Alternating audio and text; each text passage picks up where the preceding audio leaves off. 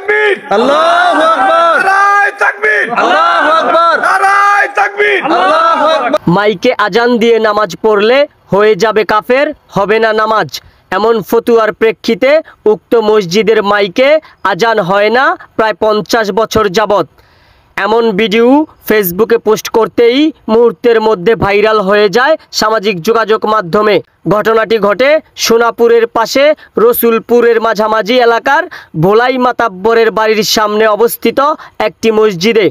এলাকাবাসী জানায়, আমাদের সোনাপুরের পাশে রসুলপুরের মাঝামাঝি আর কি, সোনাপুর রসুলপুরের মাঝামাঝি ভোলাই মাতুব্বরের বাড়ির সামনের মসজিদে দীর্ঘদিন মাইক ছিল না। এখানে 50 বছর মাইক ছিল না। মাইকে আজান দিয়ে নামাজ পড়লে নাকি নামাজ হবে না, এই ফতুয়া অনেকেই দিয়েছে। এলাকাবাসী আরও জানায়, এই ধারণা ভুল প্রমাণ করে আমরা এলাকাবাসীকে সাথে নিয়ে মসজিদে মাইক লাগিয়ে নামাজ পড়ার সকল বন্দোবস্ত করলাম। আজ থেকে মসজিদে প্রকাশ্যে আজান হবে, আজানের পরে নামাজ হবে। আজান হবে মসজিদে মাইকে, খুতবা হবে মাইকে, তারপরে নামাজ হবে, নামাজ পড়ব, চলে যাব। সেখানে দেখা যায় মাইকে আজান দিয়ে নামাজ পড়লে নামাজ হবে, এমনটা কোন কিতাবে লেখা আছে? প্রশ্ন এক যুবকের। এলাকাবাসী জানায়, মাইকে আজান দিয়ে নামাজ পড়লে নামাজ হবে না, এই ফতুয়া দিয়েছেন এলাকার কিছু সংশ্লিষ্ট ব্যক্তিবর্গ। এলাকাবাসী আরও জানায়, এই ধারণা ভুল প্রমাণ করে আমরা এলাকাবাসীকে সাথে নিয়ে মসজিদে মাইক লাগিয়ে নামাজ পড়ার সকল বন্দোবস্ত করলাম।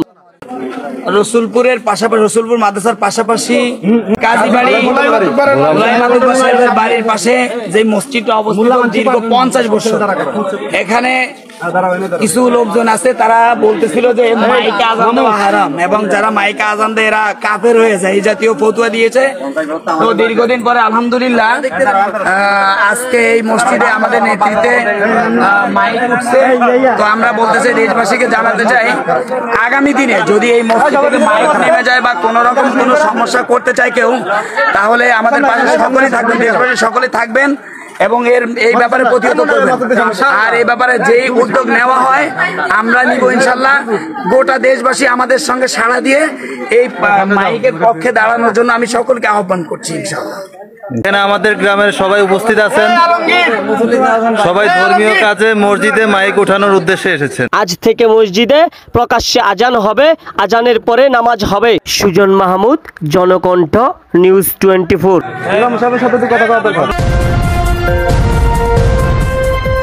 জনকণ্ঠ, নিউজ 24।